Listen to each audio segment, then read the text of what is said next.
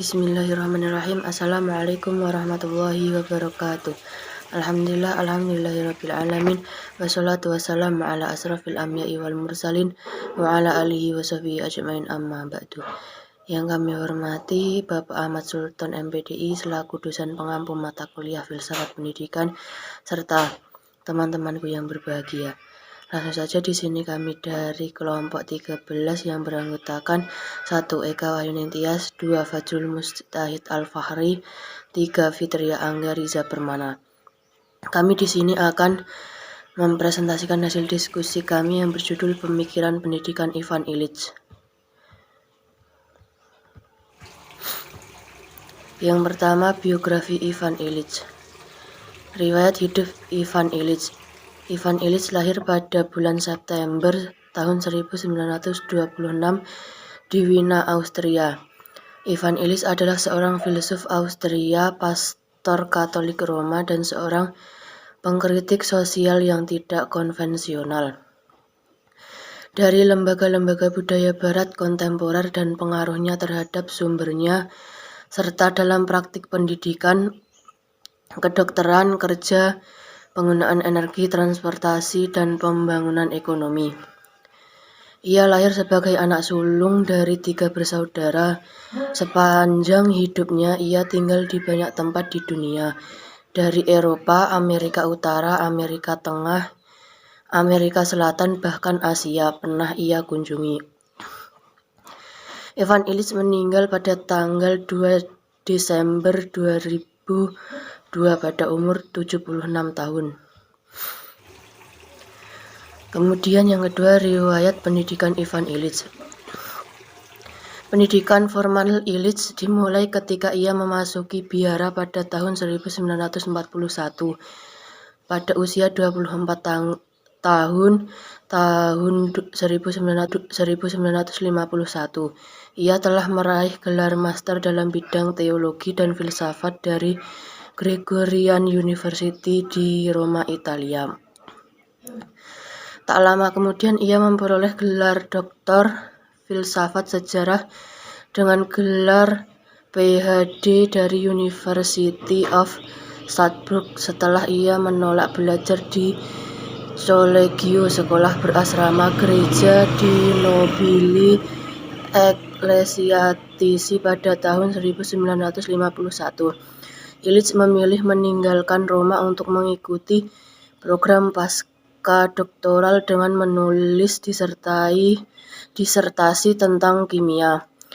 Berdasarkan karya Santo Albert Magnus di Princeton University, New York, disinilah New York, Amerika Serikat, Illich mulai berkarya di tengah-tengah imigran Irlandia dan Puerto Rico.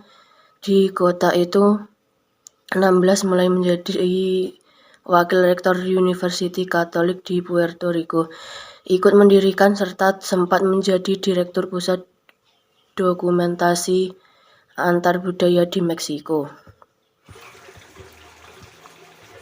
Kemudian yang ketiga, karya Ivan Illich. Buku karya Ivan Illich. Yang pertama adalah Celebration of Awareness, diterbitkan oleh Icon Terra pada tahun 2002 dengan judul Perayaan Kesadaran. Yang kedua, Medical Nemesis, diterbitkan oleh Yayasan Obor Nasional pada tahun 1995 dengan judul Batas-batas Pengobatan. Yang ketiga, The Schooling Society, diterbitkan oleh Obor Nasional pada tahun 2000 dengan judul Bebaskan Masyarakat dari Belenggu Sekolah.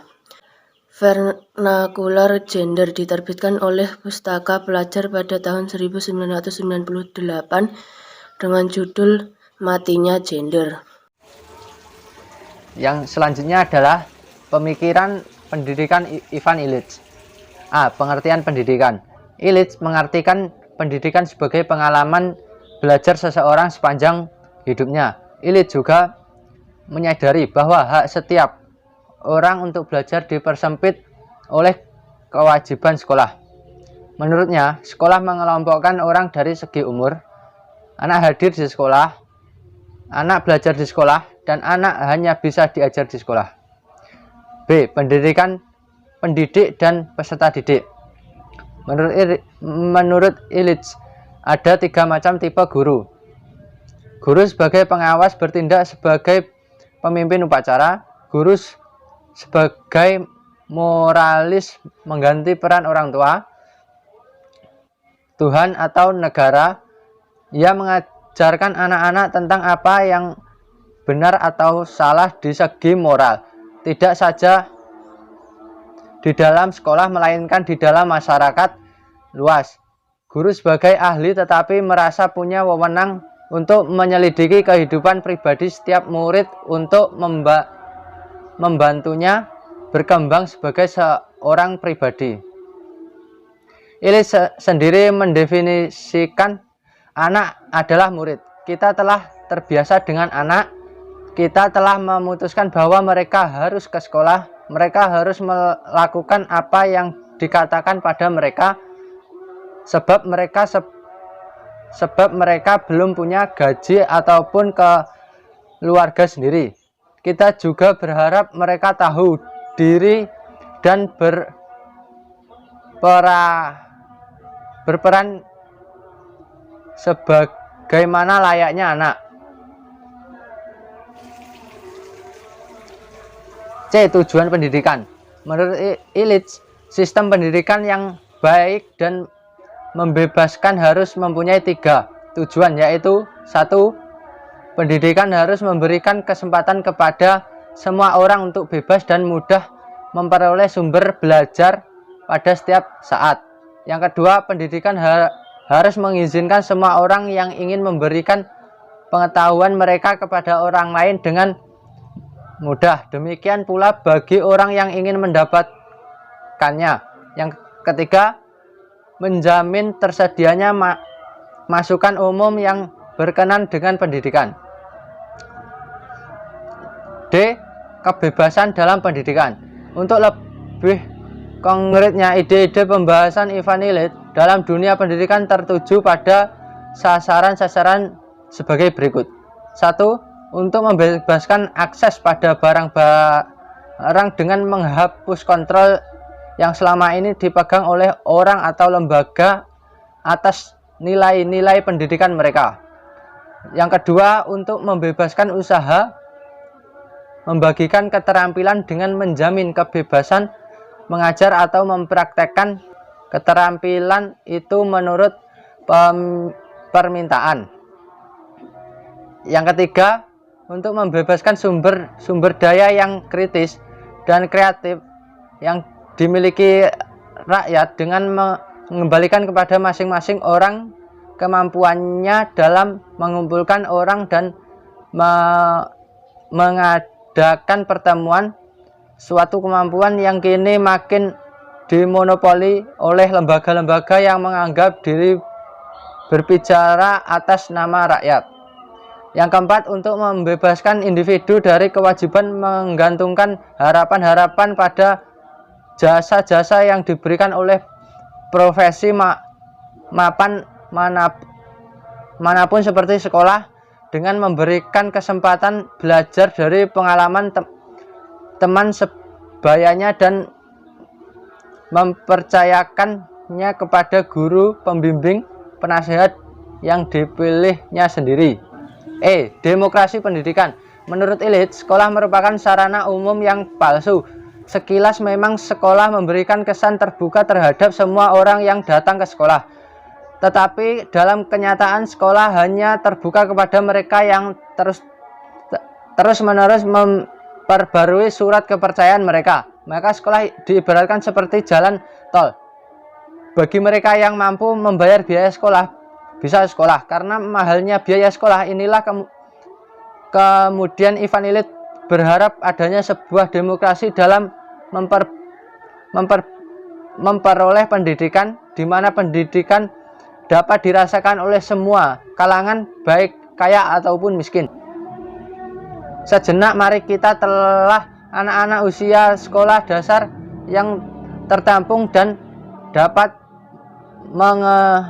mengenyam pendidikan di beberapa negara. Baik, selanjutnya saya akan menjelaskan mengenai kritik terhadap gagasan pendidikan Ivan Illich. Sebagai filosof dan kritikus sosial, Illich menulis sejumlah buku yang bertema kritik-kritik terhadap kultur modern yang membentang dalam berbagai isu, mulai dari pendidikan, pengobatan, pekerjaan, penggunaan energi, pembangunan, dan gender. Kemudian pemikiran yang akan disoroti dalam tulisan ini adalah pemikiran pendidikan dari Ivan Illich dalam buku kontroversialnya yang berjudul The Schooling Society. Buku yang ditulis Illich dalam rangka mengkritisi praktik kemapanan pendidikan yang selama beberapa tahun diselenggarakan oleh sekolah ini dianggap telah menyadarkan masyarakat akan urgensi dari peninjauan ulang beberapa konsep yang selama ini dianggap mapan oleh sebagian besar masyarakat. Peninjauan yang berguna adalah pendidikan yang menyadarkan sikap kritis terhadap dunia dan kemudian mengarahkan perubahannya. Kasus Indonesia yang mungkin bisa dianggap relevan dengan kritikan Illich adalah permasalahan yang saat ini masih digodok oleh para pembuat keputusan yang berkenaan dengan sertifikasi guru dalam dunia pendidikan di Indonesia bak lingkungan setan, sementara pemerintah meminta semua guru harus bersertifikasi dengan terlebih dahulu, harus mengenyam pendidikan tinggi. Masyarakat pun mengeluh dengan semakin mahalnya biaya pendidikan, terutama dalam pendidikan di perguruan tinggi. Kemudian yang terakhir saya akan menjelaskan mengenai relevansi gagasan pendidikan dari Ivan Illich. Meskipun pemikiran Ivan Illich lahir sekitar tahun 1970 yang ditulis dalam bukunya The Schooling Society, tetapi pemikirannya tentang pendidikan tampaknya tetap aktual dan relevan dengan kondisi pendidikan dalam konteks kekinian, termasuk di Indonesia ini. Bahkan pemikiran atau gagasan yang dikemukakan oleh Illich menjadi inspirasi bagi perkembangan dan kemajuan pendidikan di Indonesia. Untuk memahami ide gagasan Illich, kita harus berpikir sesuai dengan konteks zaman. Disadari atau tidak bahwa kondisi yang melatar belakangi gagasan Illich tidak mungkin semuanya cocok dengan konteks kekinian di Indonesia. Artinya, kita harus memahami gagasan Illich harus fair.